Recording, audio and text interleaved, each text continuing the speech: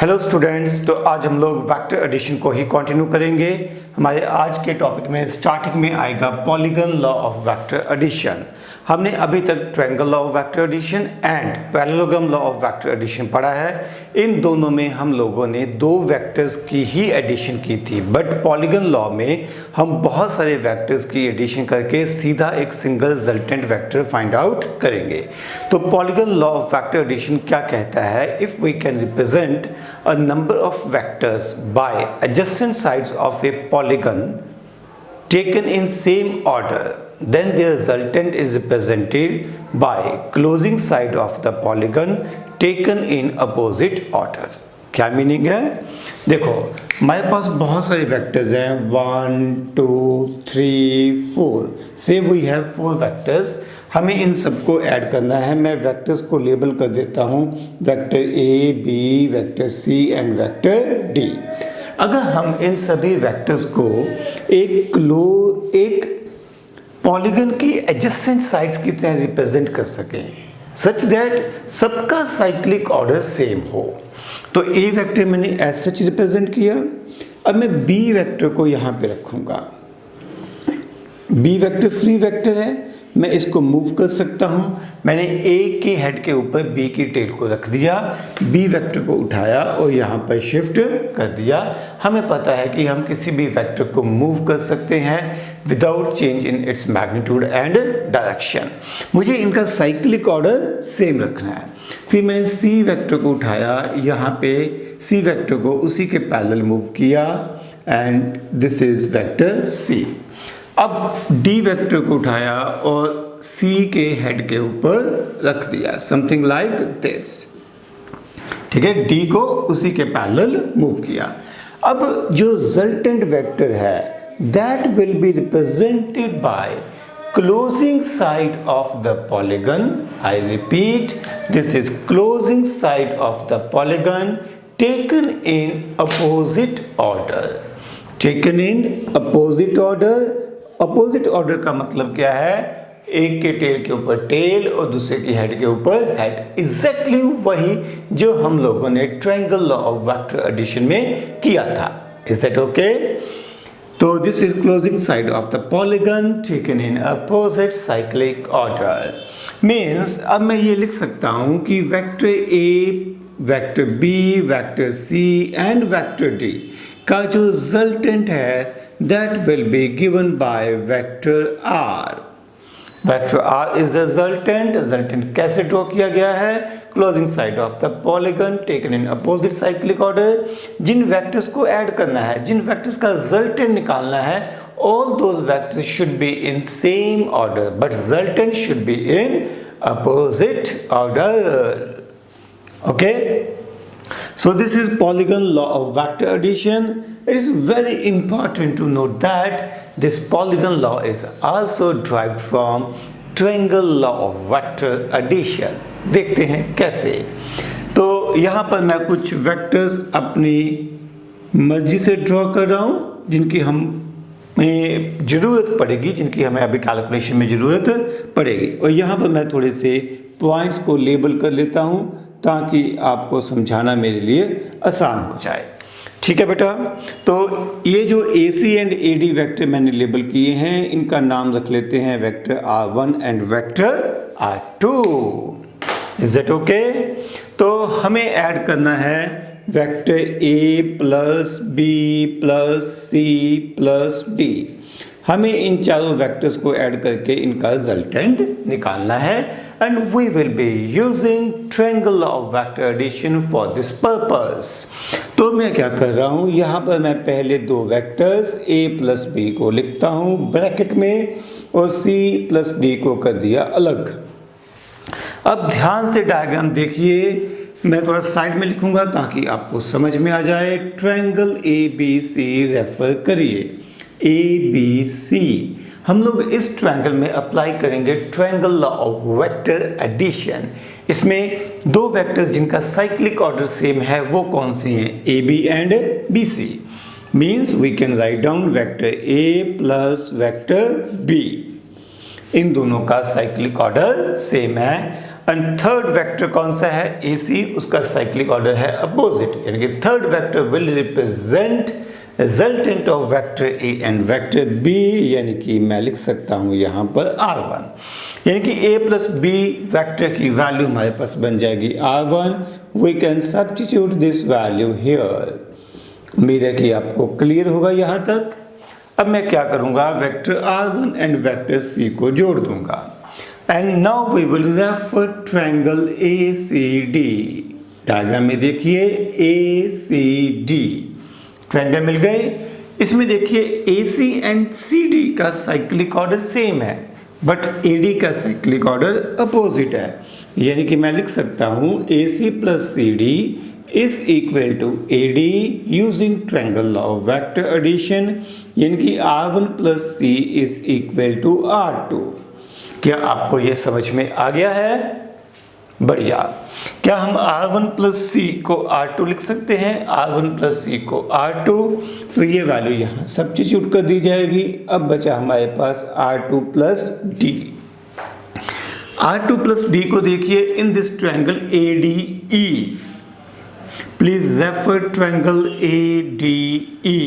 इस ट्रायंगल में देखिए AD एंड DE का साइक्लिक ऑर्डर सेम है। मैं लिख सकता हूं AD प्लस DE, जिनका साइक्लिक ऑर्डर सेम है, is equal to AE, is equal to AE। AE का साइक्लिक ऑर्डर इन दोनों से अपोजिट है। अब हम लिख सकते हैं यहां से R2 plus D। R2 plus D is equal to vector R।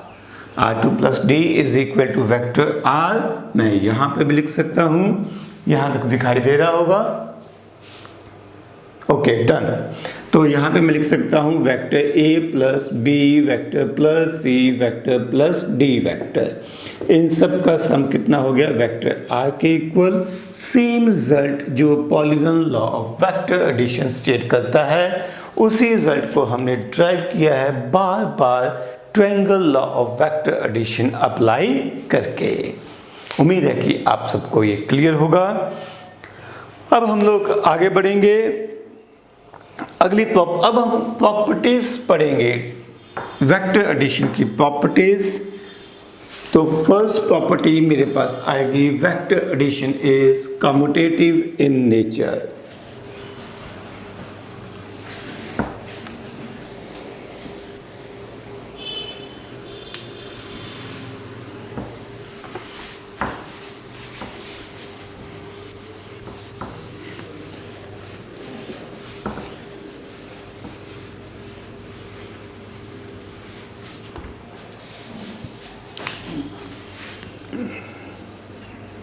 लिखिए commutative law of vector addition. ये लॉ क्या कहता है कि vector A plus B is equal to vector B plus vector A। आप लोगों को लग रहा होगा ये कौन सी बड़ी बात है, ये तो हमें पता ही है, अलजेब्रा में हमने पढ़ रखा है 2 plus 3 is equal to 3 plus 2, है ना। बट बच्चों यकीन मानो आप लोग भूल चुके हो, जब आपने 3rd 4th क्लास में या 5th क्लास में पढ़ा था, वहाँ पर भी 2 प्लस 3 को 3 प्लस 2 प्रूव किया गया था। वहाँ पर आप अलजेब्रा पढ़ रहे थे, सिंपल अलजेब्रा था, जिसके बारे में अब आप लोग बहुत ज़्यादा कॉन्फिडेंट हो। यहाँ पर हम लोग वेक्टर अलजेब्रा पढ़ रहे हैं, तो हमें हर प्रॉपर्टी को यहाँ पर प्रूव तो करना पड़ेगा, या एटलीस्ट याद या समझना पड़ेगा।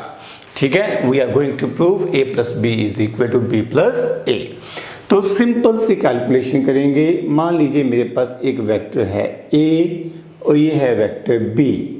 मैंने क्या किया, दो वेक्टर्स लिए A एंड B, जिनका साइक्लिक ऑर्डर सेम है।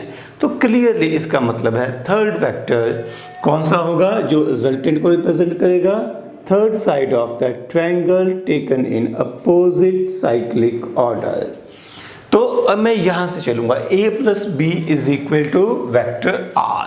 ठीक है, थोड़ी सी और डिटेल में करने के लिए यहाँ समझ लो बुकिश अप्रोच रखने के लिए मैं ये सॉल्व कर रहा हूँ। इन ट्रायंगल ए बी सी मैं लिख सकता हूँ A B vector plus B C vector is equal to A C vector.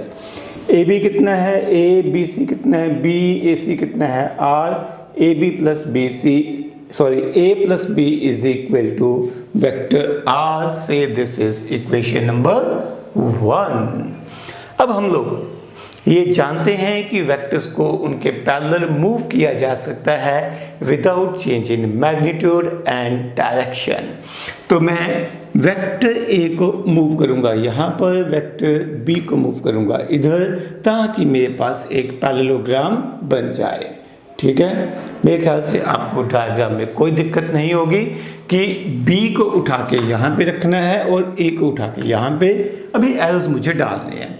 जब मैं वेक्टर बी को उठा के यहाँ रखूँगा तो ये एरो हेड यहीं पे आएगा, तो ये वेक्टर बी हो जाएगा। सिमिलरली जब ए वेक्टर को उठा के ऊपर की तरफ रखा जाएगा पैरेललोग्राम में, तो ये वेक्टर ए हो जाएगा। तो ए बी सी मैं सिंबल यूज़ कर चुका था, अब मैं डी यूज़ करूँगा। मेरे ख्याल से आप लोग बहुत क्लियरली समझ सकते हो vector A D and vector B C दोनों इक्वल हैं, दोनों ही वेक्टर बी को रिप्रेजेंट करते हैं। सिमिलरली आप ये भी कह सकते हो कि vector A B and vector D C equal हैं और दोनों ही वेक्टर ए को रिप्रेजेंट करते हैं। Is it okay? अब अगला पॉइंट, हमें अब इस ट्रायंगल को रेफर करना है A D C. Please refer triangle A D C और इस ट्रायंगल में triangle law of vector addition apply करने की कोशिश करिए। ए से डी तक कितना हो गया, वेक्टर बी, दो स्टेप में कर लेते हैं ताकि सबको क्लियर हो जाए। Vector A D plus D C, इन दोनों का cyclic order same, third vector taken in opposite cyclic order means A C. Clear?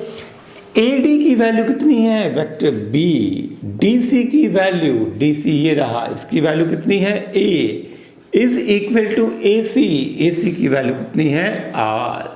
This is equation number 2। अगर हम इक्वेशन नंबर 1 एंड 2 को रेफर करें, दोनों की राइट साइड में आर रिजल्टेंट वेक्टर सेम है, इसका मतलब लेफ्ट साइड भी सेम होनी चाहिए। Using equation number 1 and 2 we can say that vector a plus b is equal to vector b plus a. Vector a plus b is equal to vector b plus a. This is commutative law of vector addition. कोई भी vector जो इस law को follow नहीं करता, कोई भी quantity जो इस लॉ को फॉलो नहीं करती, वो क्वांटिटी वेक्टर नहीं हो सकती। इसकी बेहतरीन अल्टीमेट एग्जांपल है जो आज भी समझ तो नहीं आएगी बट याद रखनी है, वो है एंगुलर डिस्प्लेसमेंट। क्या है बेटा? Angular displacement. Angular displacement is a vector as well as scalar quantity. वो डिपेंड करता है कि उसकी वैल्यू कितनी है। This is the most complex quantity in terms of whether it is scalar और वेक्टर। आपको कैसे याद रखना है कि if angular displacement is very small, या ब्रैकेट में लिख सकते हो infinitesimally small, ठीक है, then it is taken as vector quantity. otherwise लिखो, otherwise it is taken as scalar quantity. It is taken as scalar quantity. अगर तो डिस्प्लेसमेंट बहुत छोटा है तब हम इसको लेके चलते हैं वेक्टर। अगर डिस्प्लेसमेंट बड़ा है, कौन सा डिस्प्लेसमेंट? Angular displacement. अगर एंगुलर डिस्प्लेसमेंट बड़ा है तब हम इसको लेके चलते हैं स्केलर क्वांटिटी। आप ये लिखोगे D theta 1 plus D theta 2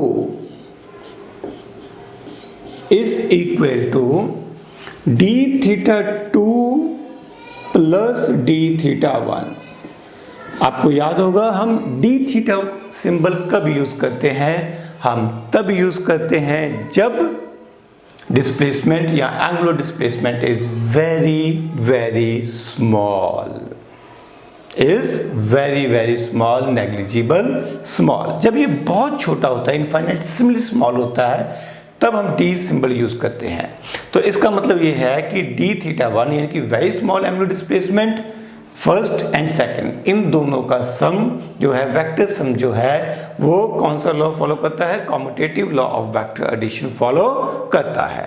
तो इसीलिए it comes under category of vector quantity, तभी मैंने इनके ऊपर वेक्टर्स डाले हुए हैं, ठीक है। बट अगर एंगल बड़ा हो जाता है और मैं गलती से, अगर एंगल बड़ा हो जाता है और गलती से मैं उसे अगर वेक्टर मान लूं, ठीक है नहीं है, मानना नहीं है, मान के चल रहा हूं समझाने के लिए, तो ये लॉ फॉलो होना चाहिए था, बट ये लॉ फॉलो होता नहीं है। इसलिए मैं इसको वेक्टर क्वांटिटी मानता ही नहीं हूं। इसलिए angular displacement comes under category of scalar quantity, ठीक है। अगर एंगुलर डिस्प्लेसमेंट बड़ा है, अगर एंगुलर डिस्प्लेसमेंट छोटा है, then it is taken as vector quantity. ऐसा क्यों होता है, क्यों ये लॉ फॉलो होता है, क्यों यहाँ पे फॉलो नहीं होता? जब हम लोग एंगुलर डिस्प्लेसमेंट डिटेल में पढ़ेंगे, एंगुलर मोशन डिटेल में पढ़ेंगे, वहां पर हम लोग इसे देखेंगे। फिलहाल आपको ये याद रखना है कि angular displacement in general is not a vector quantity. आपको कंडीशन क्या लगानी है कि जब वो स्मॉल है, इनफाइनिटेसिमली स्मॉल है, only then angular displacement is taken as a vector quantity, because small angular displacement ही सिर्फ कॉम्यूटेटिव लॉ को फॉलो करता है। सिमिलरली आप एग्जांपल ले सकते हो करंट के भी। करंट के केस में भी यही होता है, करंट इस लॉ को फॉलो नहीं करता। करंट तो in fact parallelogram law of vector addition भी फॉलो नहीं करता है। तो करंट तो किसी भी हालत में हमारे पास वेक्टर हो ही नहीं सकता, ठीक है। करंट के बारे में डिटेल डिस्कशन मैंने स्टार्टिंग में भी कर ली थी। आगे चलते हैं। इसके बाद हमारे पास है associative law of vector addition. Associative law of vector addition, ये लॉ हमें क्या बताता है? एसोसिएटिव प्रॉपर्टी आप लोगों ने पढ़ रखी है। एसोसिएटिव प्रॉपर्टी में आप लिख सकते हो vector a plus B plus C, ठीक है। a प्लस बी को पहले ऐड कर लो या b प्लस सी को पहले ऐड कर लो, एक ही बात है। a plus B plus C is equal to a plus B plus C. This is associative property and हम लोग अब इस प्रॉपर्टी को प्रूव करने की कोशिश करेंगे। हमारे पास क्या है? वी हैव थ्री वेक्टर्स से a, b and c. We have three vectors a, b and c. कोई प्रॉब्लम नहीं है। मुझे ऐड करना है पहले वेक्टर a एंड b को। चलिए मैं क्या करता हूँ, इसकी लेफ्ट हैंड साइड को सॉल्व करना शुरू करता हूँ। मैं वेक्टर a प्लस बी को ऐड करूँगा। ऐड करने के बाद उसमें वेक्टर c को प्लस कर दूँगा। अगर मैं वेक्टर a एंड b को पहले ऐड करता हूँ तो इस दोनों का रिजल्टेंट हम लोग ड्रॉ कर सकते हैं bye third side of the triangle taken in opposite cyclic order. मेरे ख्याल से बड़ा ही क्लियर होगा। तो यहाँ पे मैं लिख सकता हूँ R1 प्लस C। अब मुझे R1 एंड C को ऐड करना है। R1 एंड C, अगर हम ध्यान से देखें, vector R1 and vector C, these are two vectors taken in same cyclic order. तो ये दोनों किसी ट्रायंगल की एडजेसेंट साइड्स बन जाएंगी। Then their resultant will be represented by third side of the triangle taken in opposite order. यानी कि अगर मैं यहाँ पर एक थर्ड वेक्टर ड्रॉ कर दूँ तो ये हो जाएगा R2 third vector taken in opposite cyclic order, यानी कि R1 प्लस C कितना हो जाएगा R2। R1 plus C is going to be R2। Right hand side, ठीक है बेटा। राइट हैंड साइड में हमारे पास क्या दिया था, A plus B plus C। अब हमें B प्लस C पहले सॉल्व करना है, फिर देखते हैं क्या होता है। B प्लस C, तो मेरे पास ये दो वेक्टर्स हैं B एंड ये C। अगर मैं B एंड C को देखूं, इन दोनों का भी साइक्लिक ऑर्डर सेम है। अगर साइक्लिक ऑर्डर सेम है तो इनका रिजल्टेंट कैसे रिप्रेजेंट किया जाएगा, third side of the triangle taken in opposite cyclic order. This is R2, third side of the triangle taken in opposite cyclic order. ठीक है, तो मेरे ख्याल से आपको क्लियर होगा। मैं लिख सकता हूं B प्लस C की जगह वेक्टर R2। अब देखिए वेक्टर A प्लस R2 कितना है, वेक्टर A एंड ये R2। A एंड R2 का साइक्लिक ऑर्डर सेम है और इन दोनों का रिजल्टेंट बनेगा वेक्टर R2। हाँ, ये तो गड़बड़ हो गई। R2 तो मैं पहले लिख चुका हूं, तो I should write down here R3। तो सिंबल में कंसर्न आ गया, this is R3। A plus R3, A plus R3, A and R3 का साइक्लिक ऑर्डर सेम है, तो इन दोनों का रिजल्टेंट क्या बनेगा, वेक्टर R2। इन दोनों का रिजल्टेंट बनेगा vector R2। Now if I refer equation number 1 and 2, तो क्या मैं ये कह सकता हूं कि एसोसिएटिव प्रॉपर्टी यहां पर प्रूव हो चुकी है? बोलो बेटा, क्या आप लोगों को फीलिंग आ रही है? Using equation number 1 and 2, we can say that vector A plus B plus C is equal to vector A plus vector B plus C. ठीक है, this will be your required answer and hence proved. इसके बाद हमारे पास next point है equivalent vector.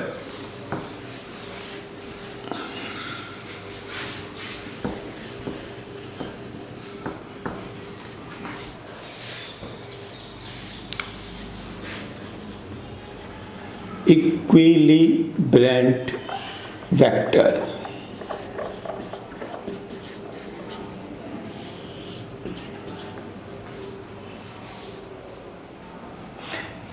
इक्विलिब्रेंट vector क्या होता है, वो वेक्टर जो दो वेक्टर्स का या दो से ज़्यादा वेक्टर्स के इफ़ेक्ट को नलीफाई कर देता है, ख़त्म कर देता है। मीन्स एक ऐसा सिंगल वेक्टर जो बाकी के वेक्टर्स के इफ़ेक्ट को ख़त्म कर देता है, that is called equilibrant vector. Example के थ्रू आपको समझ में आएगा। मैं यहाँ पे क्या करता हूँ, ध्यान से मेरी बात सुननी है। यहाँ पर मैं तीन वेक्टर्स ले रहा हूँ, A, B and C. These three vectors are taken in same cyclic order. आज तक हमने जितनी भी बात की है उसमें थर्ड वेक्टर का साइक्लिक ऑर्डर अपोजिट होता है, because third vector resultant represent करता है। बट यहाँ पर मैं क्या कह रहा हूँ, we are taking three vectors taken in same cyclic order and मुझे इनका रिजल्टेंट ढूंढना है। मुझे इनका रिजल्टेंट ढूंढना है। मेरे पास vector A plus B plus C ये फाइंड आउट करना है। तो मैं अपनी कैलकुलेशन शुरू करता हूँ। मैं पहले वेक्टर A एंड B को ऐड करके देखता हूँ मेरे पास क्या रिजल्ट आता है। वेक्टर A एंड B को जब हम लोग ऐड करेंगे तो we will get vector R, third side of the triangle taken in opposite cyclic order। तो ये वेक्टर R आना चाहिए। तो ये मैं लिखूंगा vector R plus C। Actually R and C दोनों एक दूसरे के ऊपर ओवरलैप कर रहे हैं, बट डायग्राम में थोड़ा सा आपको अच्छे समझ आ जाए इसलिए मैंने इन दोनों को अलग अलग रिप्रेजेंट कर दिया है। ठीक है, एक ब्लू कलर से और एक ब्लैक कलर से थोड़ा सा गैप है। एक्चुअली गैप होगा नहीं, बिल्कुल लाइंस एक दूसरे के ऊपर ओवरलैप करेंगी। क्लियर? अब हमें r प्लस सी वेक्टर को देखना है कितना आएगा। अगर हम r एंड c को यहाँ पर देखें, दोनों में क्या फर्क है? दोनों की डायरेक्शन अपोजिट है, मैग्नीट्यूड एग्जैक्टली सेम है ना। लेंथ सेम है तो मैग्नीट्यूड भी सेम होगी, बट डायरेक्शन दोनों की अपोजिट है। एक की डायरेक्शन ऊपर की तरफ है, दूसरे की डायरेक्शन नीचे की तरफ है। तो if I just recall negative of A vector, तो उस कंसेप्ट को ध्यान में मैं रख के ये कह सकता हूं कि जो वेक्टर r है it is negative of vector c। Clear? Means मैं यहां पे लिख सकता हूं माइनस सी प्लस सी। तो इन तीनों वेक्टर्स का रिजल्टेंट कितना आ गया? 0 आ गया। इन तीनों वेक्टर्स का, किन तीनों वेक्टर्स का? Vector a plus vector b plus vector c, इन तीनों का रिजल्टेंट आ गया 0 वेक्टर। इन तीनों का नेट इफेक्ट कितना हो गया? 0। अब मैं इसको ऐसे भी कह सकता हूं कि जो इफेक्ट A एंड B ने मिलके पैदा किया, C ने उस इफेक्ट को खत्म कर दिया, जिस वजह से नेट इफेक्ट क्या हो गया? 0 हो गया। यानी कि मैं कह सकता हूं C इज इक्विलिब्रेंट वेक्टर। उल्टा भी मैं कह सकता हूं, उल्टा मतलब ये है, मैं ये भी ले सकता हूं A एंड C ने मिलके जो इफेक्ट पैदा किया वो B ने नलिफाई कर दिया, B ने खत्म कर दिया, तो B को भी मैं कह सकता हूं इक्विलिब्रेंट वेक्टर। ठीक है, ऐसे ही आप एक और कॉम्बिनेशन बना सकते हो। B एंड C ने मिलके जो इफेक्ट पैदा किया वो A ने खत्म कर दिया, तो A is equilibrant of B and C, B is equilibrant of A and C, C is equilibrant of A and B। ठीक है, एक और एग्जांपल के थ्रू समझते हैं। यहां पर मैंने ट्रायंगल की एग्जांपल ली थी, अगले केस में मैं यहां पर parallelogram law of vector addition के थ्रू आपको समझाने की कोशिश करूंगा। मान लीजिए मेरे पास 3 वेक्टर्स हैं, बट मैं स्टार्टिंग में यहां पर 2 को रिप्रेजेंट करूंगा, वेक्टर A एंड B। इसका सिर्फ पर्पस क्या है? डायग्राम सही से बन जाए। ठीक है, इन दोनों का रिजल्टेंट हम फाइंड आउट कर सकते हैं by using parallelogram law of vector addition. इन दोनों का रिजल्टेंट हमारे पास ये आ गया, दिस इज रिजल्टेंट R। हमारे पास एक तीसरा वेक्टर है जो इन दोनों के इफेक्ट को नलिफाई, कैंसल आउट कर रहा है, तो वो थर्ड वेक्टर कौन सा होगा? जो R के अपोजिट होगा, R के equal but opposite, C। It should be like this. This is third vector C. This is equal to minus R. Equal in magnitude but opposite in direction. यानी कि जो पॉइंट मुझे convey करना है वो क्या है? If I add vector A, B and C, देखते हैं क्या बनता है। A plus B का resultant using parallelogram law of vector addition कितना आ रहा है हमारे पास? R प्लस C हो गया, बट जो C है वो R के अपोजिट है, मैग्नीट्यूड सेम है बट डायरेक्शन अपोजिट है, यानी कि C is negative of vector R या R is negative of vector C, जो मर्जी कह लो। तो मैं लिख सकता हूं minus of C vector plus C vector, this comes out 0 vector. तो मेरे पास क्या हो गया? A plus B plus C is equal to 0 vector. Clear? अब मैं इस C वेक्टर को क्या कह सकता हूं? इक्विलिब्रेंट वेक्टर। इन दोनों ने जो इफेक्ट पैदा किया, इस तीसरी ने उसको कैंसिल आउट कर दिया। क्लियर है मेरी बात? अब यहां से हम लोग जो पिछली डायग्राम ड्रॉ की थी उससे एक छोटा सा पॉइंट भी कंक्लूड करेंगे। पिछली डायग्राम में हमने कितने वेक्टर्स लिए थे? 3 vectors A, B and C, all 3 are taken in same cyclic order. We took 3 vectors A, B and C. All 3 vectors are taken in same cyclic order. और हमने ये प्रूव किया था कि vector A plus vector B plus vector C is equal to 0। ठीक है, पहले एक ये एग्जांपल हो गई, एक एग्जांपल इसमें और ऐड करूंगा। मान लीजिए मेरे पास 3 से ज्यादा वेक्टर हैं, 1 2 3 4 से 5। I have 5 vectors. ध्यान से देखो, इन सभी का साइक्लिक ऑर्डर सेम है। All these vectors form a closed polygon taken in same cyclic order. Closed polygon taken in C, सभी वेक्टर्स का साइक्लिक ऑर्डर सेम है। तो इस केस में भी रिजल्टेंट हम लोग कैलकुलेट करेंगे। रिजल्टेंट कैलकुलेट करने के लिए मैं समझाने के लिए यहाँ पर एक वेक्टर टेम्परेरी आर बना लेता हूँ। हम लोगों को क्या ऐड करना है, vector A B C D and E, A B C D and E इनको ऐड करना है। अगर आप ध्यान से देखो तो पहले चार vectors a plus B plus C plus D को किसके इक्वल लिखेंगे, r के इक्वल, r प्लस ई हो जाएगा। ठीक है, closing side of the polygon taken in opposite cyclic order, अभी थोड़ी देर पहले इसी लेक्चर में पढ़ा है। तो डायग्राम से क्लियर है, r एंड e जो है वो इक्वल एंड अपोजिट हैं, यानी कि r is negative of vector e, तो इन दोनों का रिजल्टेंट हमारे पास बन जाएगा जीरो वेक्टर, यानी किन का ओवरऑल इन सभी का रिजल्टेंट बन जाएगा जीरो वेक्टर। ठीक है, इन दोनों को एक सिंगल लाइन में फिट करते हैं। अगर मैं इन तीन वेक्टर्स को देखूं, इन तीनों का साइक्लिक ऑर्डर क्या था, सेम। तीनों ने मिलके एक क्लोज ट्रायंगल बनाई, triangle is also a polygon, एक क्लोज पॉलीगन बनाई, रिजल्टेंट आ गया जीरो। यहाँ पर हमारे पास 5 वेक्टर्स थे, A B C D and E, इन सभी ने भी मिलकर एक क्लोज पॉलीगन बनाई, taken in same cyclic order, इन सब का रिजल्टेंट भी क्या आ गया, जीरो। तो this is a general result.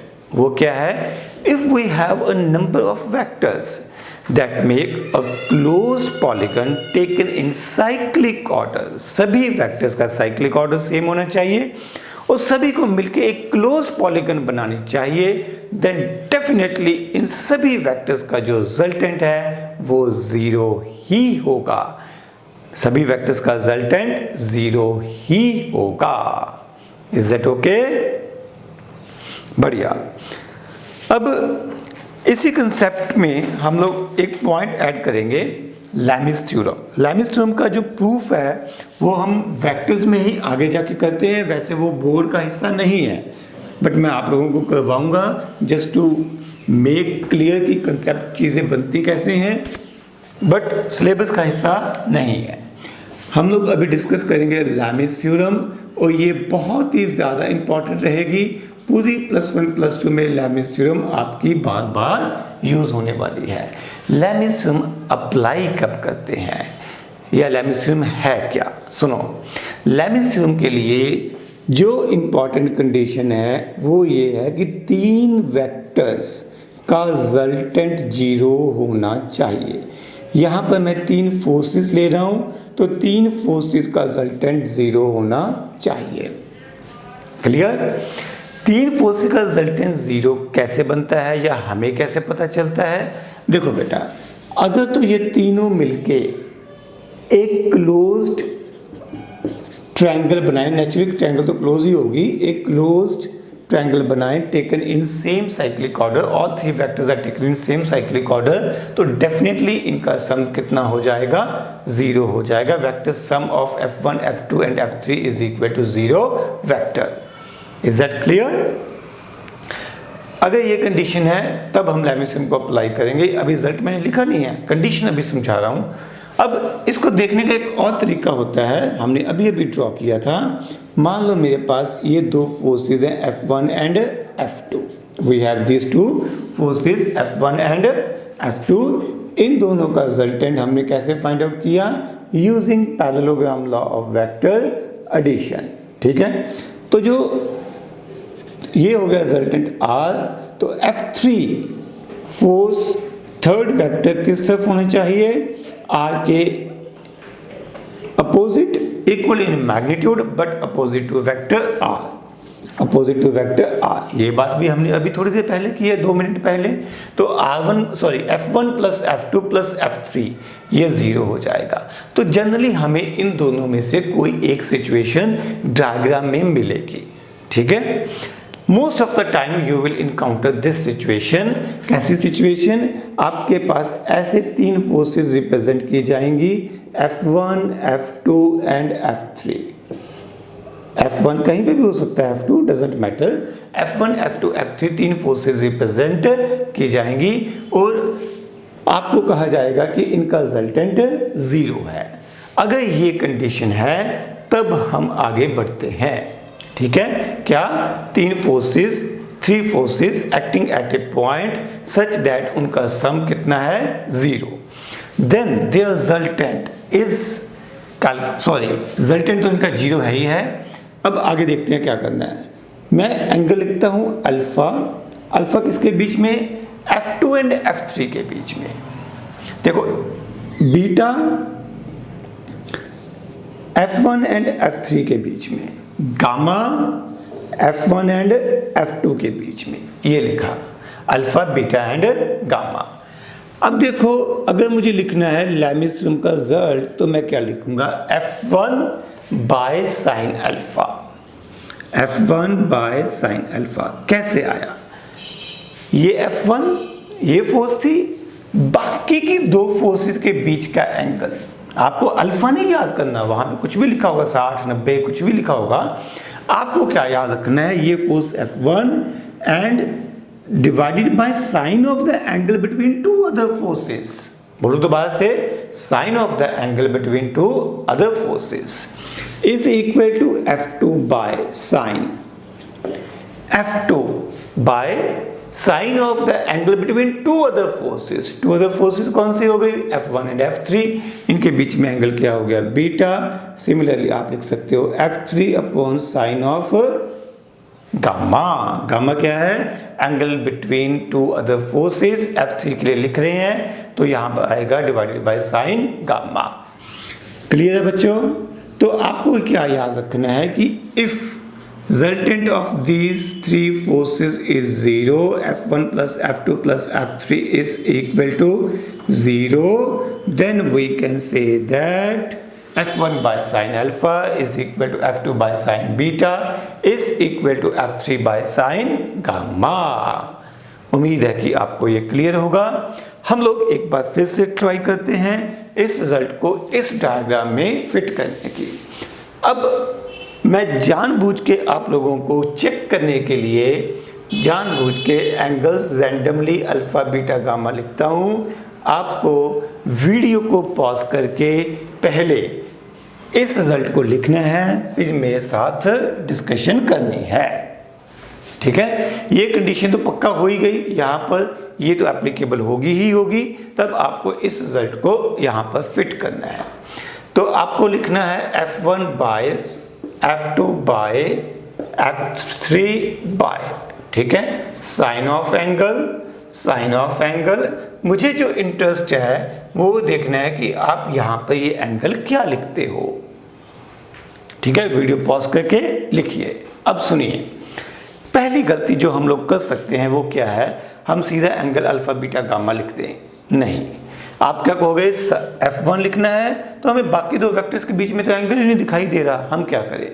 तो बेटा आप ध्यान से सुनो, दो वेक्टर्स के बीच में एंगल देखने का तरीका क्या होता है? या तो टेल के ऊपर टेल या हेड के ऊपर हेड होना चाहिए। तो अगर मुझे F1 एंड F2 के बीच में एंगल देखना है तो मैं F1 को उठा के यहाँ से उठा के यहाँ पर रख दूंगा। तो ये हो गया F1 की टेल, इधर आ गया हेड, थंब वाली साइड में हो गया हेड। तो ये F1 ये F2, इन दोनों के बीच का एंगल कितना आएगा? 180 माइनस अल्फा। ठीक है, अब अगर मुझे F2 एंड F3 के बीच में एंगल देखना है तो F2 को उठा के यहाँ पे रख देंगे, ये एंगल अपने पास आ जाएगा 180 माइनस बीटा। सिमिलरली इस वेक्टर को उठा के यहाँ पे रख देंगे, ये यहाँ पे चला गया और ये एंगल अपने पास आ जाएगा 180 माइनस गामा। क्या ये क्लियर है? F1 upon sine of the angle. F1 जब हमने लिखना है तो sine of the angle between F2 and F3, F2 and F3 के बीच में एंगल बीटा नहीं है। ये कितना है? 180 माइनस बीटा। तो टेक्निकली तो ये आएगा 180 माइनस बीटा। अब आप खुद लिखो F2 upon sine of the angle.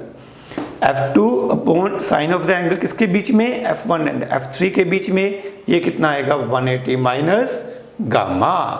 F3 के लिए angle between F1 and F2, ये कितना हो जाएगा? 180 माइनस अल्फा। क्या ये क्लियर है? तो लैमिस थ्योरम डायरेक्टली ये स्टेट करती है। आप इसको फर्दर सिंप्लीफाई कर सकते हो, F1 upon sign 180 minus theta, second quadrant में चला गया, सेकेंड क्वाड्रेंट में साइन होता है पॉजिटिव, 180 माइनस बीटा, तो 180 है, 180 का मतलब है कि 90 का इवन मल्टीपल है, तो कोई चेंज नहीं आएगा, F1 बाय साइन बीटा, इधर आ जाएगा F2 बाय साइन गामा, और इधर आ जाएगा F3 by sine alpha. So this is your required answer.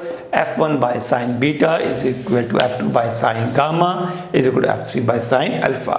ये मैंने बताया कि आपको क्वेश्चन में कैसे लैमिस थ्योरम को अप्लाई करना है, सीधा रट्टा नहीं मारना कि F1 by sin alpha beta gamma sequence में आएगा, कुछ भी आएगा कैसे भी आएगा। ठीक है बेटा, अब हम लोग इसी के बेस पे कुछ एक न्यूमेरिकल्स करेंगे।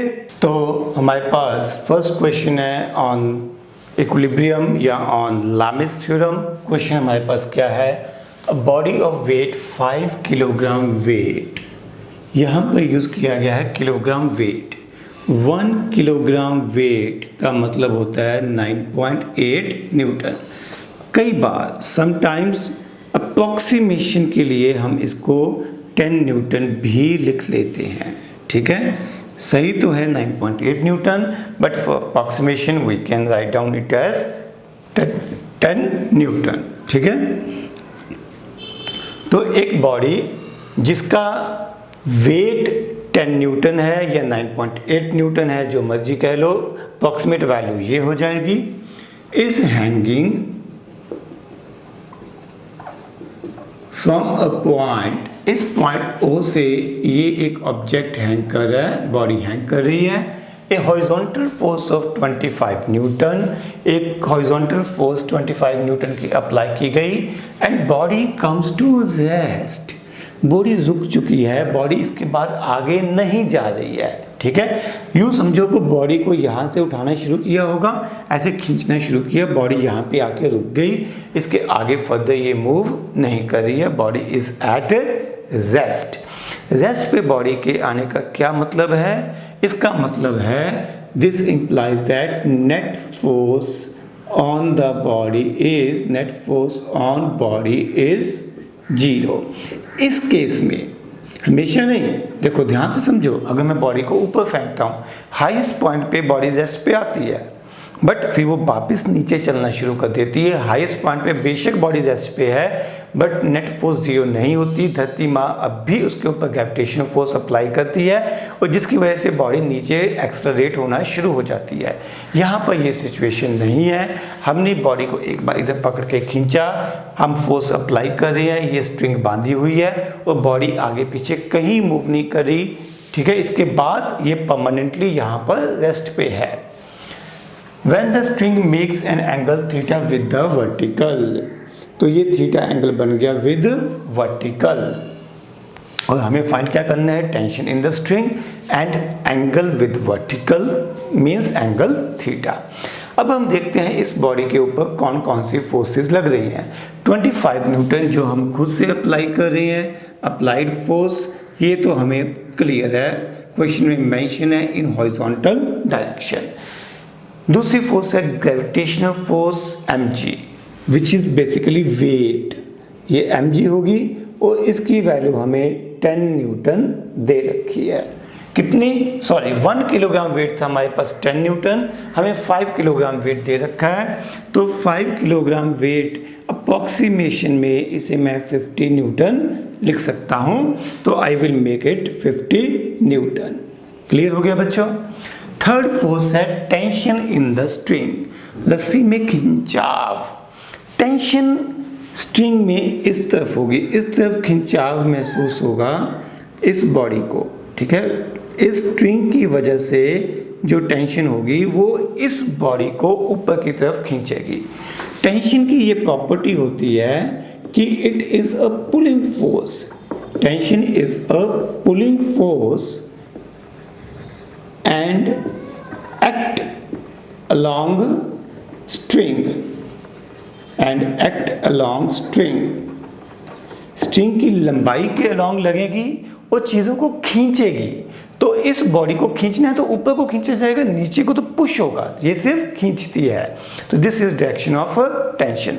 तो मेरे पास 3 फोर्सेस है यहाँ पर, एक टेंशन, एक 25 न्यूटन और एक वेट जिसकी वैल्यू 50 न्यूटन हमें दे रखी है। और हमें कहा गया है बॉडी इज इन इक्विलिब्रियम, या कि बॉडी की नेट फोर्स जीरो, बॉडी के ऊपर लगने वाली नेट फोर्स की वैल्यू 0 है। तो इसका मतलब यहाँ पर मैं बड़ी खुशी से लैमिस थ्योरम अप्लाई कर सकता हूँ। कितनी फोर्सेस हैं यहाँ पर? 3 forces, tension, 25 newton and 50 newton. इन तीनों का रिजल्टेंट 0 है, ठीक है। तो I can go for Lami's theorem. Lami's theorem के लिए मुझे अल्फा बीटा गामा चाहिए होते हैं, ये कि एंगल चाहिए होते हैं बिटवीन फोर्सेस। ये एंगल कितना होगा बेटा? 90 डिग्री। ओके, अगर मैं यहाँ पर देखूँ तो ये एंगल कितना होगा? थीटा। कौन से एंगल हो गए? Alternate angles. ये एंगल थीटा होगा तो ये पूरा एंगल कितना हो जाएगा? This is going to be 90 plus theta. Clear है? ये एंगल कितना बचेगा? इन तीनों एंगल्स का सम होगा 360 डिग्री। ये हो गया है 180 प्लस थीटा। तो यहाँ पे हमारे पास इस साइड में एंगल बचेगा 180 माइनस थीटा, ताकि इन तीनों एंगल्स का सम 360 डिग्री हो जाए। Now we are going to apply Lami's theorem. Applying Lami's theorem, ठीक है। लैमिस थ्योरम में मैं लिखूंगा T is equal to 25 is equal to 50 divided by sine of the angle. आपको जो साइन ऑफ द एंगल्स है खुद सोच के लिखने हैं, फिर मेरे साथ चेक करने हैं, ठीक है। T के लिए जब मैं एंगल लिखूंगा, साइन ऑफ द एंगल लिखूंगा, तो अदर टू फोर्सेस कौन सी हैं? 25 एंड 50। इनके बीच में एंगल कितना है? 90 डिग्री। तो यहाँ पे आएगा साइन 90 डिग्री। 25 के लिए बाकी की 2 फोर्सेस यानी कि टेंशन एंड 50 न्यूटन के बीच का एंगल 180 माइनस थीटा। तो यहाँ पर मैं लिखूंगा sine of 180 minus theta. In the end हमारे पास 50 के लिए देखो, 50 न्यूटन के लिए मेरे पास ये एंगल आएगा, ये कितना आएगा? 90 प्लस थीटा। तो साइन 90 कितना होता है अपने पास? 1। साइन 180 माइनस थीटा कितना होता है? बोलो बेटा, कौन से क्वाड्रेंट में गया? सेकंड क्वाड्रेंट में। सेकंड क्वाड्रेंट में साइन पॉजिटिव होता है, 180 हो तो कोई चेंज नहीं आता, तो ये हमारे पास आ जाएगा sine theta. 50 upon sine 90 plus theta कौन से क्वाड्रेंट में चला गया? सेकंड में। सेकंड में साइन क्या होता है? पॉजिटिव। 90 डिग्री है तो साइन का बन जाएगा कॉस थीटा हो जाएगा, ठीक है। अब मैं ये 2 टर्म्स यूज करूंगा। I will solve 25 by sine theta is equal to 50 by cos theta. आप थोड़ा सा इसको रीअरेंज करो, आपको समझ में आ जाएगा। टेन थीटा की वैल्यू आती है 1/2। या तो ट्रिग्नोमेट्री मैथमेटिकल टूल्स, तब मैंने आपको ये रिजल्ट याद रखने के लिए कहा था। मैंने कहा था टेन थीटा 1/2 बार बार यूज होगा। एक टेन थीटा कहा था 1/2 के लिए, एक टेन थीटा 4 के लिए कहा था। मुझे पूरी उम्मीद है कि आप लोग भूल चुके होंगे। टेन 76 डिग्री मैंने कहा था 4 के इक्वल होता है। टेन 26.6 डिग्री मैंने आपसे कहा था हाफ होता है। ये दोनों वैल्यूज फिजिक्स में बार बार यूज होती हैं, इनको याद रखना सेहत के लिए लाभदायक है। तो यहाँ से थीटा की वैल्यू हमारे पास आ जाएगी 26.6 degree. You should remember this value.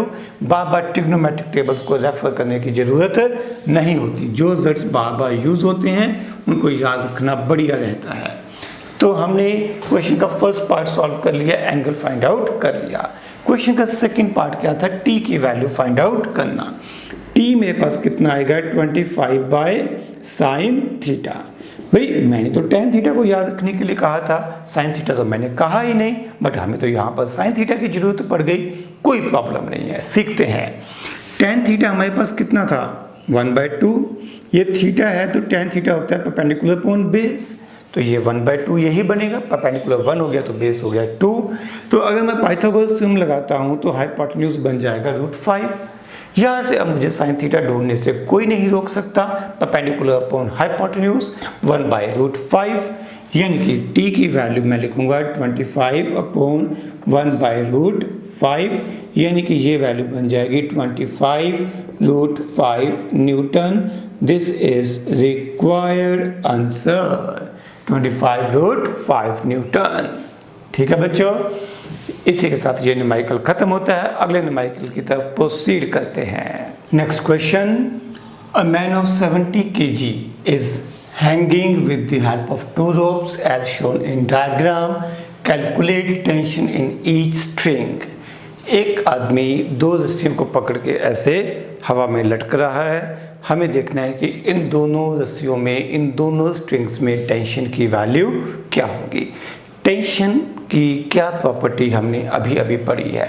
हमने पढ़ा था it act along the string and it is always a pulling force, चीज़ों को खींचती है। तो यहाँ पर अगर मैं रस्सी में, स्ट्रिंग में टेंशन ड्रॉ करूँ तो लेफ्ट साइड स्ट्रिंग में टेंशन की डायरेक्शन होगी अलोंग द स्ट्रिंग और इस बंदे को पुल करेगी, ऊपर को खींचेगी। तो इस टेंशन की वैल्यू मान लेते हैं T1।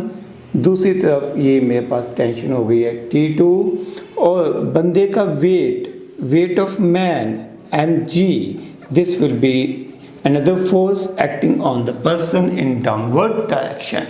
g की वैल्यू हम अपनी कंफर्ट के लिए, अपनी सहूलत के लिए 10 मान लेते हैं। तो ये मेरे पास बन जाएगा 700 न्यूटन। अब सिचुएशन ये है कि इस पर्सन के ऊपर 3 forces mg, T1 and T2 लग रही हैं। 3 forces mg, T1 and T2 लग रही हैं और बंदा है रेस्ट पे। ठीक है, मूव नहीं कर रहा, टाइम निकल गया तो भी मूव नहीं कर रहा। मीन्स इन तीनों फोर्सेस का सम कितना है, वेक्टर सम कितना है, 0। क्लियर। अगर वेक्टर सम 0 है तो we can go for Lami's theorem. Lami's theorem apply करने के लिए मुझे क्या चाहिए, मुझे चाहिए सभी फोर्सेस के बीच का एंगल। ये 30, ये 60, ये एक बन गई ट्रायंगल, तो ये एंगल 90 डिग्री होगा, तभी तीनों एंगल्स का सम 180 डिग्री हो जाएगा। आगे देखो, आगे मुझे चाहिए अब ये एंगल, तो ये कितना हो जाएगा बेटा, 30 डिग्री और यहाँ पे ये एंगल हो जाएगा 60 degree. Is that clear. But मुझे चाहिए एंगल बिटवीन फोर्सेस, यानी कि angle between T1 and mg, ये कितना होगा बेटा। ऐसे है ना, डायग्राम को डिटेल में बना रहा हूँ। ये T1, ये T2 और ये है mg। T1 T2 के बीच में एंगल 90 डिग्री हम लोग ढूंढ चुके हैं। आपको T1 एंड mg के बीच का एंगल चाहिए था, ये एंगल 30 है, ये है 90, तो टोटल 90 प्लस 30 हो गया 120 डिग्री, ये हो जाएगा 120 डिग्री। और सिमिलरली आप लोग खुद सोचोगे ये एंगल बन जाना चाहिए 150 डिग्री। ओके, सिंपल सी बात है, 60 प्लस 90 ये हो जाएगा 150 डिग्री। तो हमें तीनों फोर्सेस के बीच का एंगल मिल गया है। अब हम लोग बड़े मजे से लैमिस थ्योरम यहाँ पर अप्लाई कर सकते हैं। तो we can write down T1 upon sine of the angle between 2 other forces, यानी कि T2 एंड mg के बीच का angle which is 150 degree is equal to T2 upon sin 120 degree and similarly mg upon sin 90 is equal to 1। T1 upon sin 150 को आप लिखो 180 minus 30, similarly आप sin 120 को लिखो sin 180 minus 60 degree and in the last sine 90 हमें पता है 1 होता है।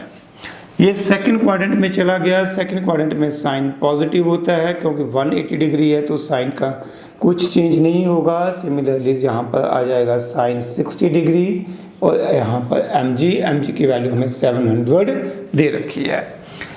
T1 अपॉन साइन 30 होता है हाफ, साइन 60 होता है √3/2 इज इक्वल टू 700 आ गया। अब अगर मैं इन दोनों को यूज करूंगा तो मेरे पास T2 की वैल्यू कितनी हो जाएगी, 350 इंटू √3 न्यूटन। एंड अगर मैं इन दोनों को यूज करूंगा तो मेरे पास T1 की वैल्यू हो जाएगी 350 Newton. So I got value of T1 and T2 for my calculation. इसी के साथ ये न्यूमेरिकल समाप्त होता है। उम्मीद है कि आपको लैमिस थ्योरम अप्लाई करनी आ गई होगी। तो यहाँ पर हम कुछ एक कंसेप्चुअल पॉइंट्स डिस्कस करेंगे। तो हमारे पास फर्स्ट पॉइंट क्या है, if R max and R minimum R the maximum and minimum values of resultant of two vectors. मान लीजिए हमारे पास दो वेक्टर्स हैं ए एंड बी। इन दो वेक्टर्स की रिजल्टेंट की मैक्सिमम वैल्यू हमारे पास आर मैक्स गिवन है। आर मैक्स हमें पता है कितनी होती है, ए प्लस बी कब होती है, जब दो वेक्टर्स के बीच में एंगल 0 डिग्री होता है। ये पॉइंट हम पहले डिस्कस कर चुके हैं। आर मिनिमम की वैल्यू हम लोग डिस्कस कर चुके हैं, ये होगी वैल्यू ए माइनस बी जब थीटा की वैल्यू 180 डिग्री है। We are here assuming that A is greater than B, तभी ए माइनस बी लिखा है। ये हमें पता है। क्वेश्चन में कहा गया है कि R max and R minimum हमें गिवन है and we are going to find magnitude of two vectors, यानी कि we are going to find magnitude of two vectors means we are going to find A and B. R max R minimum given है, A and B की value find out करनी है। अगर मैं इन दोनों equations को ऐड कर दूं R max plus R minimum, तो मेरे पास हो जाएगा 2a। यहाँ से मेरे पास a की वैल्यू कितनी बन जाएगी, R max plus R minimum divided by 2। This is value of a। ठीक है बच्चों। इसके बाद b की वैल्यू आप लोग इन दोनों को सब्ट्रैक्ट कर देना, b की वैल्यू फाइंड आउट करने की कोशिश करना। आपके पास आएगी b की value R max minus R minimum by 2। जो लोग कंपटीशन की तैयारी कर रहे हैं वो इस रिजल्ट को याद रखेंगे। ठीक है, काफ़ी जगह ये यूज़ होगा। डन। अगला पॉइंट है, what is condition required for adding two vectors. अगर हमें दो वेक्टर्स को ऐड करना है तो क्या कंडीशन होनी चाहिए। Answer is two vectors should be of same type. Two vectors should be of same type। जिन वेक्टर्स को ऐड करना है उनकी टाइप सेम होनी चाहिए। टाइप सेम होने का मतलब क्या है, फोर्स में हम फोर्स ऐड कर सकते हैं, वेलोसिटी में हम वेलोसिटी ऐड कर सकते हैं, फोर्स में वेलोसिटी ऐड नहीं कर सकते। ठीक है, force and force can be added. ठीक है, कैन बी एडेड मतलब सेम टाइप हो गई, दोनों फिजिकल क्वांटिटीज सेम हैं। ठीक है, सेम फिजिकल क्वांटिटीज हैं। ये तो कॉमन सेंस है बेटा। हम मास में मास ऐड करते हैं, स्केलर्स में भी यही कंडीशंस होती है। मास में मास ऐड करते हैं, टाइम में टाइम ऐड करते हैं, टाइम में मास ऐड नहीं कर सकते हैं। सेम फिजिकल क्वांटिटी, तो इनकी नेचर सेम होनी चाहिए, सेम टाइप कह सकते हो या सेम नेचर होनी चाहिए, फिजिकल क्वांटिटी सेम होनी चाहिए। ठीक है, we can add force and force to get resultant, but it is very much clear that force and velocity आपस में ऐड नहीं किए जा सकते, नॉट पॉसिबल।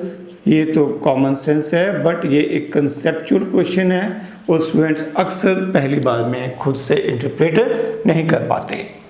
क्लियर है। नेक्स्ट क्वेश्चन सबसे ऊपर वाला शुरू करेंगे।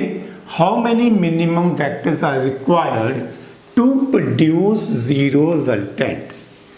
कम से कम कितने वेक्टर्स चाहिए ताकि रिजल्टेंट जीरो हो सके। We require two vectors. If we have two vectors acting along the same line, ठीक है, लाइन सेम होनी चाहिए बट डायरेक्शन अपोजिट। जैसे मेरे पास दो वेक्टर्स हैं ए एंड बी, इन दोनों का रिजल्टेंट जीरो बन सकता है। A plus B may be equal to zero vector कब होगा, जब ए एंड बी की मैग्नीट्यूड सेम हो बट डायरेक्शन अपोजिट हो। तो कम से कम हमें दो वेक्टर्स चाहिए ताकि उनका रिजल्टेंट जीरो हो सके। ठीक है, अगला question, how many minimum unequal vectors are required to produce zero resultant? Question same है बट यहाँ पर एक वर्ड ऐड कर दिया गया, अनइक्वल वेक्टर्स। अनइक्वल का मतलब यहाँ पर है अनइक्वल इन मैग्नीट्यूड, ठीक है, कि उनकी मैग्नीट्यूड अलग अलग है। तब हमें बताइए कम से कम कितने वेक्टर्स चाहिए। यहाँ पर क्या था, पिछले केस में जब हमारा आंसर 2 वेक्टर्स था तब दोनों वेक्टर्स की मैग्नीट्यूड सेम थी। अब अगर वेक्टर्स की मैग्नीट्यूड सेम नहीं है तब कम से कम कितने वेक्टर्स चाहिए? Answer is 3 vectors are required to produce zero resultant. जैसे मान लीजिए मेरे पास 2 वेक्टर्स हैं जिनकी मैग्नीट्यूड सेम नहीं है, vector A and B, these 2 vectors are acting at some angle. तो इन दोनों में अगर मैं एक वेक्टर सी ऐड कर दूं जो क्या बना दे, third side of the triangle taken in same cyclic order, हमने इस लेक्चर में अभी पढ़ा है, ठीक है। तो रिजल्टेंट क्या बन जाएगा इन तीनों का रिजल्टेंट बन जाएगा 0। तो मुझे ये 3 वेक्टर्स चाहिए होंगे ताकि रिजल्टेंट 0 बनाया जा सके। क्लियर? अच्छा, इसमें एक पॉइंट और ऐड कर देता हूँ। मान लो मेरे पास 2 वेक्टर्स सेम लाइन के अलोंग एक्ट कर रहे हैं बट मैग्नीट्यूड अलग अलग है। अब इन दोनों का रिजल्टेंट तो 0 नहीं होगा। तो अगर मैं यहाँ पर एक वेक्टर सी और लिख दूँ, अब इनका रिजल्टेंट 0 हो सकता है। जैसे ए वेक्टर की मैग्नीट्यूड मान लो 5 यूनिट्स है, बी वेक्टर की मैग्नीट्यूड है 2 यूनिट, और अगर सी वेक्टर की मैग्नीट्यूड 3 यूनिट हो तो इस केस में इन तीनों का रिजल्टेंट 0 बन जाएगा। यहाँ पर भी रिजल्टेंट 0 बन जाएगा। इन दोनों कंडीशंस को अगर मैं जनरलाइज करूं तो मैं ये कह सकता हूं कि ये तीनों vectors A B and C जिनका रिजल्टेंट 0 है, all these 3 vectors will lie in same plane. ये तीनों वेक्टर्स क्या होंगे? कोप्लेनर वेक्टर्स होंगे, इनका प्लेन सेम होगा। यहाँ पर भी देखो ये तो एक ही लाइन के अलॉन्ग आ गए तो प्लेन तो सेम हो गई होगा। यहाँ पर भी इन 2 वेक्टर्स का अगर रिजल्टेंट 0 करना है तो थर्ड वेक्टर को उसी प्लेन में लाई करना ही पड़ेगा। कंसेप्चुअली देखो, ये वेक्टर ए है, ये बी है, ऐसा तो कोई तुक्की नहीं बनता कि सी वेक्टर किसी और प्लेन में हो, यहाँ घूम रहा हो, यहाँ कहीं हो, यहाँ कहीं हो, नॉट पॉसिबल, ठीक है। थर्ड वेक्टर सी को यहीं पे आना पड़ेगा, सेम प्लेन में ही आना पड़ेगा, तभी इन तीनों का रिजल्टेंट 0 हो सकता है। यानी कि अगर 3 वेक्टर्स जिनका सम 0 है तो वो पक्का से कोप्लेनर वेक्टर होंगे, जिनका रिजल्टेंट 0 है वो पक्का से कोप्लेनर वेक्टर होंगे। Clear? Next point, how many minimum number of non coplanar vectors are required. यहाँ पर मैंने किस वर्ड को हाईलाइट किया है? Non coplanar vectors. अब कम से कम कितने नॉन कोप्लेनर जो सेम प्लेन में लाई ना करे, कम से कम ऐसे कितने वेक्टर्स चाहिए ताकि उनका रिजल्टेंट 0 हो सके? Answer is minimum number of vectors required 4। वो कैसे? पहला वेक्टर ए हो गया। देखो, अगर मैं कोई भी 2 वेक्टर्स ड्रॉ करूंगा तो इन दोनों वेक्टर्स का प्लेन तो डेफिनेटली सेम होने वाला है। तीसरा वेक्टर मान लो यहाँ कहीं है, ठीक है। अब मैं ये बोर्ड पे ड्रॉ नहीं कर पाऊंगा, बोर्ड खुद में ही एक प्लेन है, तो that is the problem, but आपको समझ पूरा आएगा। ध्यान से देखना बेटा, ये मेरे पास एक थर्ड वेक्टर आ गया, ये ए और बी के प्लेन में नहीं है, तो यानी कि अब ए बी एंड सी ये तीनों क्या बन गए? नॉन कोप्लेनर वेक्टर हो गए। अब जो फोर्थ वेक्टर है, थोड़ा इसको छोटा कर लेते हैं, ये फोर्थ वेक्टर होगा हमारे पास डी वेक्टर, ठीक है। अब इन चारों ने मिलके क्या बना दी? एक पॉलीगन बना दी। इन चारों ने मिलके एक पॉलीगन बना दी, taken all vectors in same cyclic order, तो इन चारों का रिजल्टेंट 0 हो जाएगा। क्लियर? बट जो सी एंड डी वेक्टर है, ब्लैक कलर वाला पेन जो सी वेक्टर को, ब्लू कलर वाला पेन डी वेक्टर को रिप्रेजेंट कर रहा है, ये सी और डी वेक्टर्स हैं, ये सेम प्लेन में नहीं है, सेम इन ए एंड बी के प्लेन में नहीं है। मीन्स अगर मैं यहाँ पर डायग्राम में ड्रॉ करूँ कि ये तीनों चारों वेक्टर्स में सी एंड डी बाहर में कहीं और प्लेन में है तो मैं मान सकता हूँ A B C D are non coplanar vectors.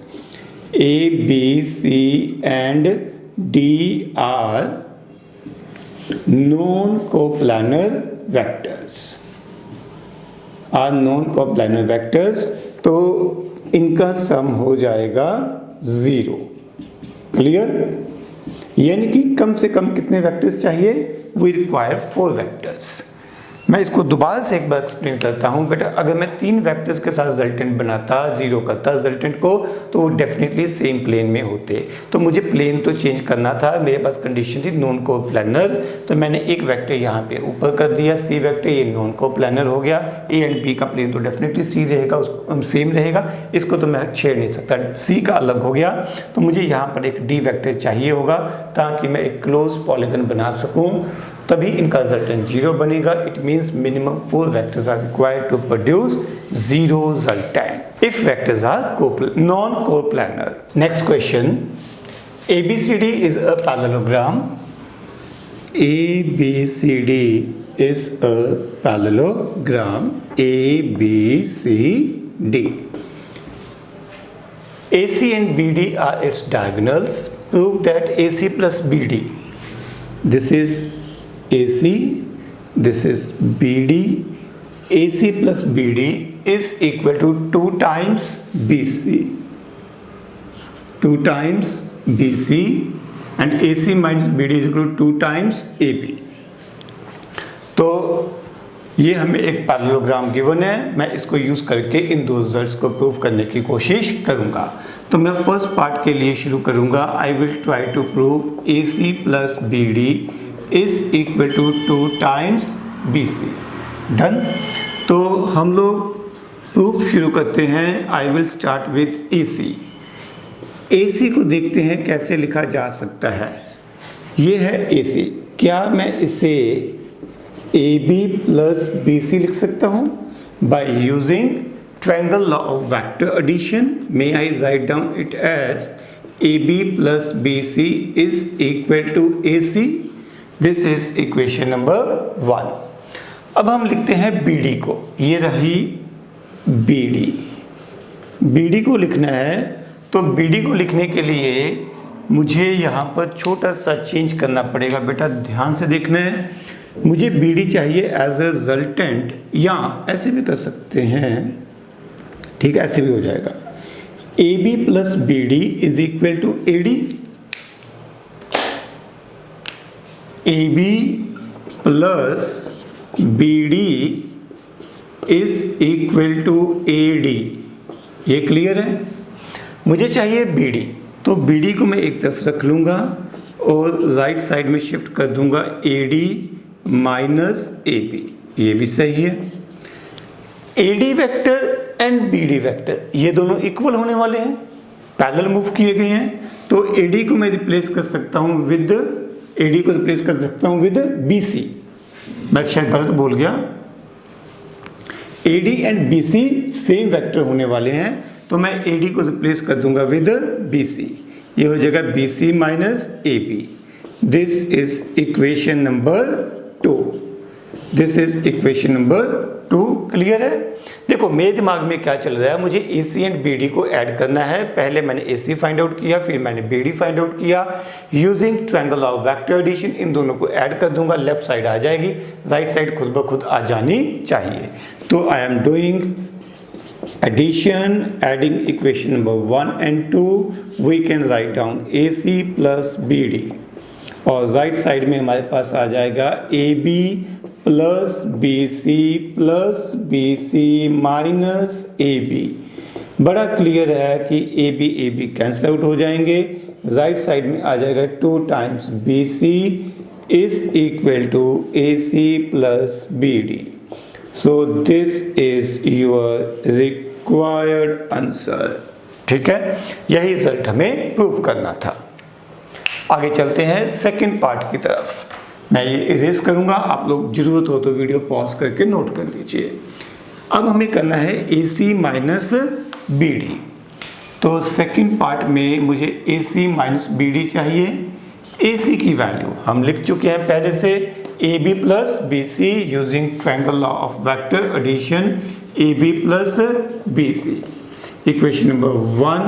फिर मुझे क्या चाहिए, बी डी। बी डी मैं यहां से लिख सकता हूं, B D A B plus B D कितना होगा, A B plus B D is equal to A D, और मुझे चाहिए यहां पर बी डी। बी डी को एक तरफ रखेंगे, बाकी टर्म्स को दूसरी तरफ, A D minus A B. Clear है। ए डी की वैल्यू हमारे पास कितनी है, बी सी के equal, A D is equal to B C minus A B, this is equal to B D. ये सारी कैलकुलेशन मैंने दोबारा से की हैं। हो सकता है क्वेश्चन आपको अलग अलग से आए, अगर एक ही क्वेश्चन में दोनों पार्ट आते हैं तो इस सारे रिजल्ट को दोबारा से करने की जरूरत नहीं थी। ठीक है। अब मुझे चाहिए ए सी माइनस बी डी चाहिए, तो मैं इन दोनों इक्वेशंस को सब्ट्रैक्ट कर दूंगा। मेरे पास आएगा A C minus B D. Okay, A C की वैल्यू कितनी है, A B plus A B C, मुझे सब्ट्रैक्ट करना है minus B C minus A B. आपको बड़ा क्लियर होगा, ये बी सी कैंसिल आउट हो जाएगा, ए बी ऐड हो जाएंगे, ये हो जाएगा 2 times A B is equal to AC minus BD. So this is your required answer.